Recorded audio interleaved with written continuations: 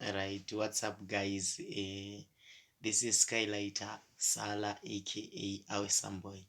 And this one is Shingflexi Rasta. Yeah, Right, that's guys, about. ndine question yangu yandoda kubvunza ika. Because ini ndinongonzwa vanhu vachiti chimbambaira chimbambaira.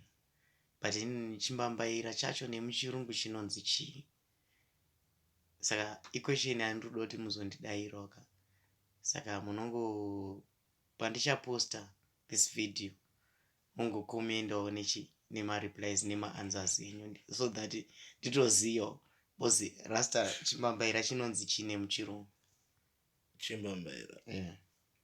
Sweet potato. Oh. Sweet potato ka. Chinzwai rasta. Hanzi narasta inonzi sweet potato.